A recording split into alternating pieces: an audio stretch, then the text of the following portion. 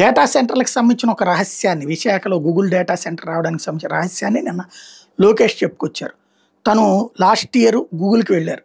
గూగుల్లో ఏదైతే cloud management system వాళ్ళతో మీటింగ్ అయినప్పుడు వాళ్ళు మేము భారతదేశంలో పెట్టుబడి పెట్టండి, ఇప్పటికి మా సంస్థలన్నీ ఉన్నాయి, మీ దగ్గరికి రావాలి అంటే డేటా సెంటర్ లాంటిది పెట్టాలి, డేటా సెంటర్ పెడదామంటేనే మీ దేశ చట్టాల ప్రకారం మాకు ఇబ్బందులు ఉన్నాయి, దాంట్లో మార్పులు చేయగలిగితే తప్పించి ఏం చేయలేము, కేంద్ర ప్రభుత్వం డెసిషన్స్ తీసుకోవాలని చెప్పారు. ఏమేం మార్పులు కావాలో లోకేష్ వాళ్ళతో మాట్లాడి అడిగి తెలుసుకున్నారు.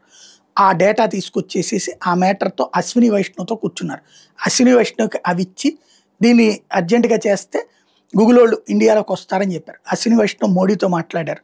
మోడీకి ఈలోపు చంద్రబాబు వెళ్ళి కలిసి మోడీకి కూడా ఈ విషయాన్ని చెప్పుకొచ్చారు. ఇదివరకు మైక్రోసాఫ్ట్ విషయంలో ఎట్లయితే కేంద్ర ప్రభుత్వంతో సంప్రదింపులు చేసుకొచ్చారో వీళ్ళది 2 సంస్కరణలు తీసుకొచ్చారు, చట్టంలో మినహాయింపులు తీసుకొచ్చారు. ఆ తర్వాతన అంటే వీళ్ళు అడగగానే లోకేష్ అడగగానే అశ్విని వైష్ణవ్, ఆ తర్వాతన మోడీ దగ్గరికి వెళ్ళేటప్పుడు చంద్రబాబు గారు కూడా మోడీని అడగటం, మోడీ వెంటనే చేయమని చెప్పడం, తద్వారా తీసుకొచ్చినటువంటి మినహాయింపుల కారణంగానే ఆంధ్రప్రదేశ్కి గూగుల్ వచ్చింది. అంటే బాబు అడిగారు, మోడీ చేశారు.